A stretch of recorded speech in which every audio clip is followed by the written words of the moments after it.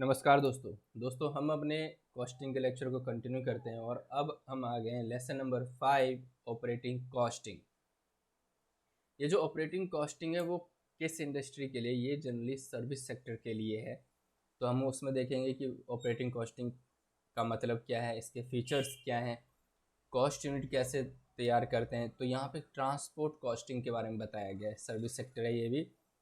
और classification of cost कैसे करें, ऑपरेटिंग कॉस्ट शीट कैसे बनाएं और कॉस्ट यूनिट की कैलकुलेशन कैसे करें। तो ये है आपका चैप्टर, छोटा सा चैप्टर है।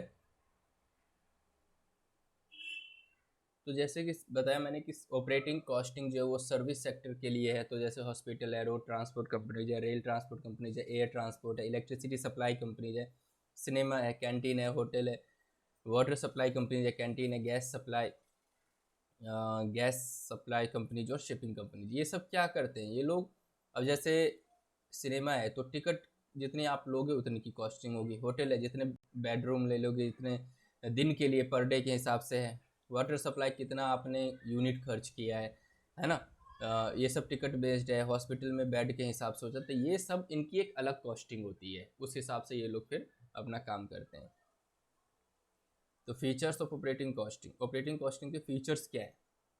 यहाँ तो do not manufacture tangible goods, मतलब कोई मैन्युफैक्चरिंग तो होती नहीं है टेंजिबल गुड्स की। स्टैंडर्डाइज नेचर होता है सारे सर्विसेज को। होटल है तो होटल के एक स्टैंडर्ड नेचर होगा सर्विस के देने का। ऑपरेटिंग कॉस्टिंग जो है सर्विस का वो इंटरनली और एक्सटर्नली दोनों ही परफॉर्म किया जाता है। ऑपरेटिंग कॉस्टिंग जो है वो कलेक्ट किया जाता है नंबर ऑफ सर्विस के बेस पे कि कितने नंबर ऑफ सर्विस दिए गए हैं। ये इंडस्ट्री टू इंडस्ट्री वेरी करता है। ये सिंपल और कंपोजिट मेथड को फॉलो करते हैं। ऑपरेटिंग कॉस्टिंग को फिक्स्ड और वेरिएबल कॉस्ट में आप डिवाइड कर सकते हो। जो मेन पोर्शन है इन सर्विस सेक्टर में वो फिक्स असेट में ही जाता है। वर्किंग कैपिटल की ज़रूरत ज़्यादा नहीं होती। फिक्स असेट में ही ज़्यादा इन्वेस्टमेंट इनकी होती है। Major portion of fix asset जो है वो वेरिएबल कॉस्ट पे डिपेंड करता है।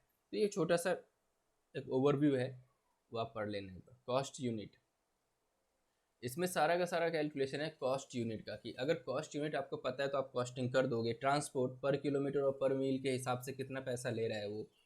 कैंटीन पर मील के हिसाब से भी कितनी बार आपने उसके में खाया है। हॉस्पिटल्स पर ऑपरेशन। वाटर सप्लाई में 1000 लीटर पे कितना है। स्कूल है तो कितनी, एक बच्चे की फीस क्या है। रोड मेंटेनेंस पर किलोमीटर, ये सब इनका सिंपल कॉस्ट यूनिट है। दूसरा है कंपोजिट कॉस्ट यूनिट। अब ट्रांसपोर्ट में देख लो पर पैसेंजर पर किलोमीटर के हिसाब से। इलेक्ट्रिसिटी बोर्ड पर किलोवाट या पर आवर के बेस पे। होटल्स पर गेस्ट या पर डे के हिसाब से।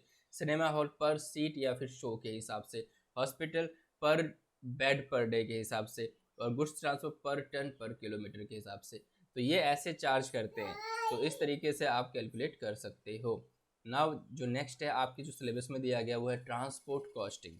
ट्रांसपोर्ट कॉस्टिंग में आप कैसे करोगे, आइदर इन टन और पर किलोमीटर के हिसाब से या फिर पैसेंजर पर किलोमीटर के हिसाब से।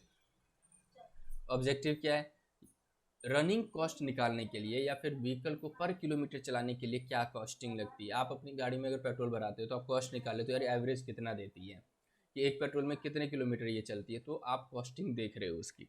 ये सब ट्रांसपोर्ट कॉस्टिंग का पार्ट है। रेट जो कैरिज ऑफ गुड्स है, जो जिससे गुड्स को ट्रैवल किया जाता है, गुड्स को पहुंचाया जाता है, उसको फिक्स रेट आपने कर लिया कि भैया इतना टन है तो इतनी कॉस्टिंग हो जाएगी। हायर चार्जेस, किराए का ये चार्ज है।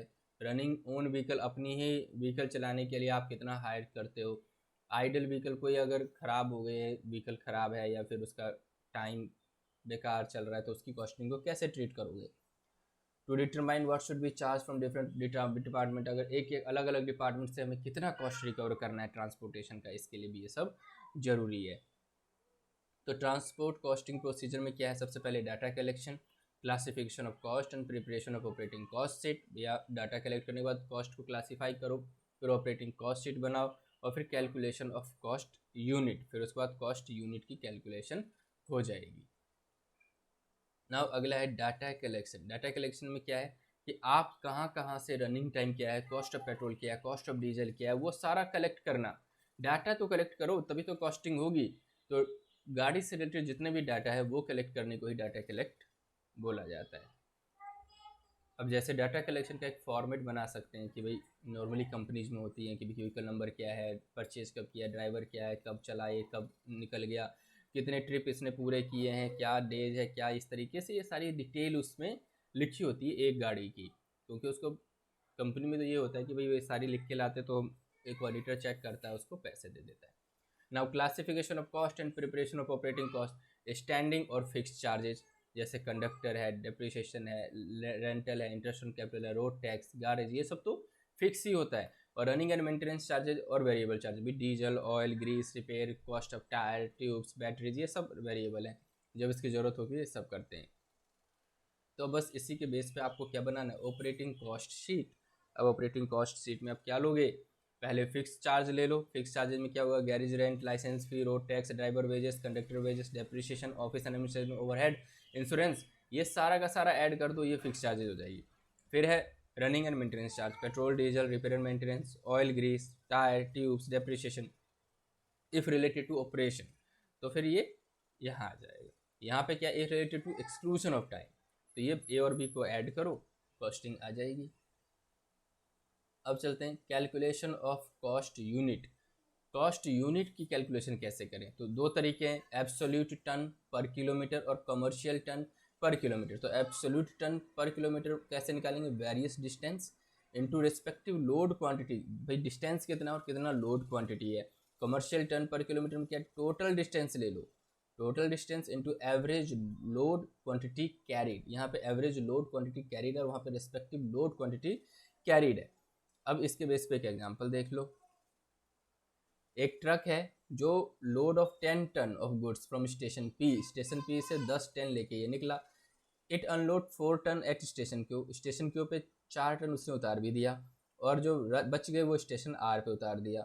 It reaches back directly to station P और after getting reloaded with 8 ton. अब स्टेशन आर पे 8 टन की रीलोडिंग हो गई और वो अपने पी पे आ गया जहाँ से वो चला था। तो P and Q, Q and R, and then R to P, ये सब किलोमीटर दे दिए, 40, 60, 80। अब आपको कंप्यूट करना है, थोड़ा सा दिमाग लगाना है। एब्सोल्यूट टन पर किलोमीटर में क्या है, 10 टन लेके चला 40 किलोमीटर, फिर उसके बाद 4 टन उसने उतार दिए तो 6 बच गए, तो 6 को लेके चला 60 किलोमीटर, फिर प्लस 8 टन क्योंकि वो रिटर्न लेके आ गया तो 80 किलोमीटर, तो यहाँ पे 1400 टन निकल गया। फिर कमर्शियल टन पर, ये एब्सोल्यूट टन हो गया पर किलोमीटर, और ये एवरेज, इसमें क्या करेंगे, एवरेज लोड देख लो कि भैया 10, 6, 8, ये 3 और डिवाइड बाई 3 कर दो, 3 जगह उसने 3 जगह लोडिंग अनलोडिंग किया है, और इंटू 180 पर किलोमीटर कर दो, टोटल किलोमीटर जो ऐड करने के बाद, तो बस ये आ जाएगा 1440।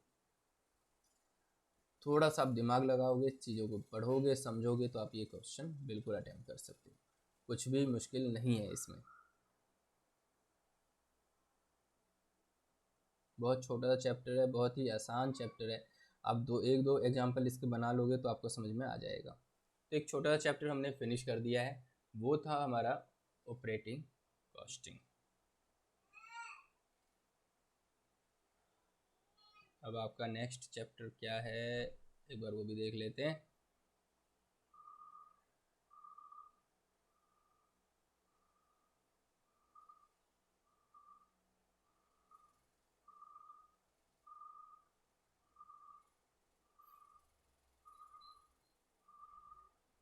अगला आपका lesson 1 unit 5, integral and non integral accounting system. तो हम इसको भी देखेंगे, तो नेक्स्ट लेक्चर में मिलते हैं, इस चैप्टर को फिनिश करेंगे, integral and non integral accounting system को समझेंगे। तब तक के लिए गुड बाय फ्रेंड्स।